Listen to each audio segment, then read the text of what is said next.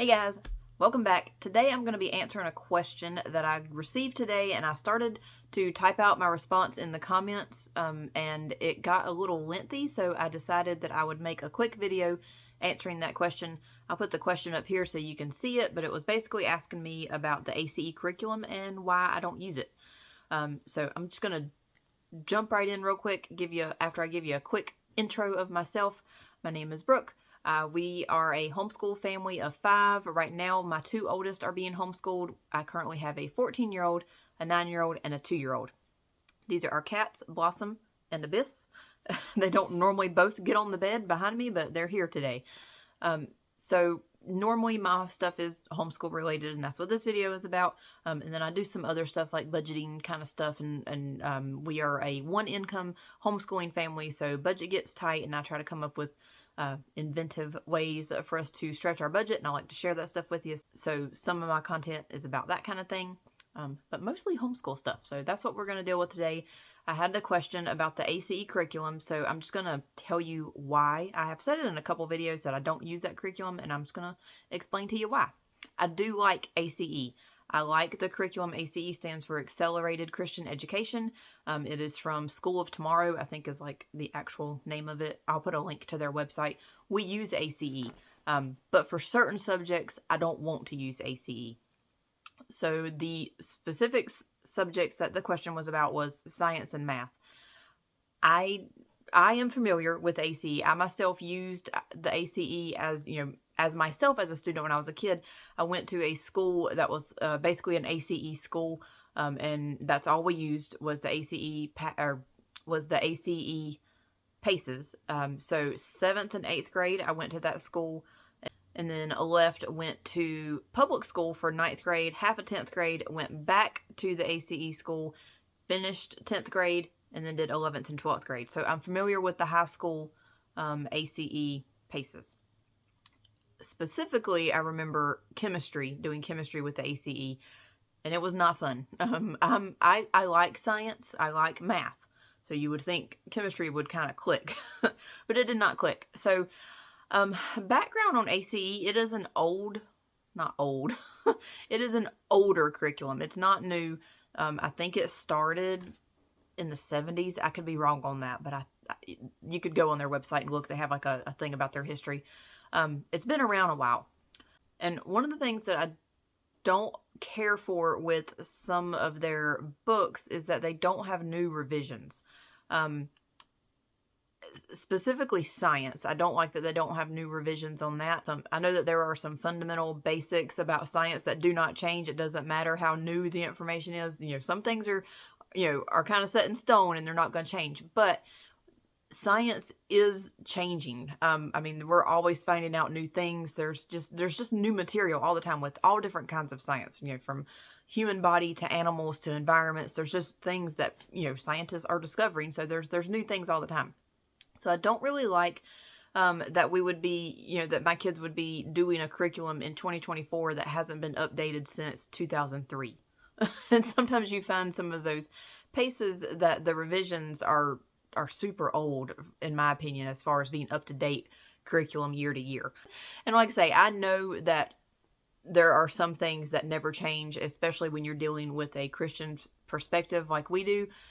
There are some unchanging fundamentals, especially in science, but there are things that do change, and I like for that subject to be up to date. I hope that makes sense. And again, I'm not downing the Christian curriculum in the science. I personally like for it to be more up to date. For the elementary stuff and some of the middle school, that's basic science things, I'm fine with that. When it starts getting into the older, sciences, the upper level, I really like for those to be more up to date. And that may just be, me being picky, but that's how I feel about it. And then the math, this kind of goes along with the science that gets into the hard stuff that really needs to be explained. When I went to that A.C.E school, we had one teacher in particular that stayed one step ahead of us in the books. She would literally do the books herself. It was a very small school, so specifically the chemistry. I was doing chemistry with one other student. Let me just give you a little background. The school that I went to was basically like a bunch of homeschoolers in the same building.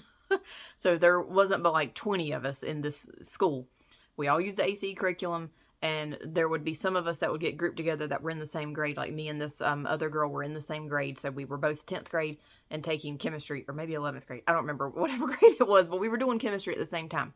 So we stayed in those paces at the same pages, and we stuck at the same level so that our teacher could stay a day or two ahead of us and do the work herself so that she could then explain it to us when we got stuck. And we got stuck a lot, and we would have to rely on her to explain things to us. And she was having to do that. You know, and she was able to sit down, you know, one-on-one with us and explain it because she had just done it and it was fresh in her mind. And if you can do that as a homeschool mom, sit down with your kid and explain it, you know, on that high school level science, then, you know, go for it. But I cannot do that with my kids. If you know anything about us, you know that we are very independent learning style. You know, I like for my kids, you know, from the get-go to be able, as soon as they can read, I want them to be able to read their instructions and do as much of the work on their own as possible. You know, they're learning how to learn. They are learning how to do their schedules themselves. They are learning how to, if they can't find an answer, to, you know, go elsewhere, you know, where to find that answer. Our goal is to teach them to be learners and to be able to find answers for themselves. So I don't want to have to sit right beside them and show them everything, but I know some stuff is hard and you need help. Sorry, I had to pause there for a second. So I don't sit right beside them and do the work with them, but I want them to be able to get help when they need it. And as far as I know, there are no resources with A.C.E. To get help if you're stuck on something. Like the other curriculums that we use, even if it's not like an online curriculum, there are videos that you can go to the website of that curriculum. You can go and watch videos that explain certain things. Or like you can call a number and get help one-on-one with some problems. You may have to pay a little extra for it, but there's a resource out there to help you with that curriculum. I'll give you some examples here in just a minute, but as far as I know with A.C.E., I don't think there's any help. There may be, I may be wrong on that, but I just remember, and it's probably just because I got such a I had such a bad experience with chemistry and not understanding it and struggling with it, even with my teacher being able to one-on-one help me when I got stuck, that I don't know, it scares me to try to use that for the upper level science and math because there's nobody to go to for help when they're stuck. And I would have to, because we don't one-on-one work with them every day. You know, I don't sit down and look at their work every day. I know what they're doing. I keep up with it. I help them with their schedules. If they're stuck, I help them, but it's not like every day. And if they get stuck on something hard, I'm going to have to go back and like reread the chapters that they're in and get my mind up to date with where they're at before I can help them. I can't just look at it and say, you know, here's how you do it. I would have to get the material fresh in my brain, just like my teacher did, where she worked a day ahead of us and actually did her own book, did her own work so that she could explain it to us the next day. I would have to do something like that. And I can't. We're not that kind of homeschool family. I know a lot of moms are able to sit down one-on-one with their kids and do the work with them when they need help. And if you can, you know, A.C.E. may not be an issue for you, but that is why we don't do that. I don't do A.C.E. for the upper level because I don't like that they don't have new revisions. Some of my videos where I do the curriculum reveals, I show what the date is on the revision. The English this past year for 9th grade was not an up-to-date revision. They had my 9th grader doing card catalog work in her English, like going to the library and using card catalog, and she was supposed to do stuff with that, and I was like, we'll just skip it. But it was, I think, a 2003 revision of that book. So that didn't bother me too much. But with like math and science not being up to date, with not having outside resources if they get stuck to be able to help, you know, work through the problems, I don't like that. So those are, I guess I could say those are my two reasons: not up to date revisions, and then not having an outside resource for help if you need help explaining things. Because that is so easily available with other curriculums, I haven't even attempted math and science with the A.C.E. for that. But if you've watched my other videos, you know we do use A.C.E. I like A.C.E. for Bible. I like it for English. I haven't tried it for history. I would, but we have just found other histories that are more exciting looking that my kids want to do, so we were sticking with those. And the question also asked what we use other than ACE for those subjects. We have used, for science, this year we used Berean Builders. We have used Memoria Press. It's a little pricey. The Memoria Press that I got, that was 8th grade, and I ended up getting it on like a super sale. I didn't even know what that curriculum was. But going back and looking at it later, I see that it is pretty pricey. I don't know that we will order from them again. It looks like, it's good stuff, but I just don't know if we'd be able to do that. We have used, this coming year, my 10th grader is going to be using, is it MasterBooks? Yeah, she's going to be using MasterBooks.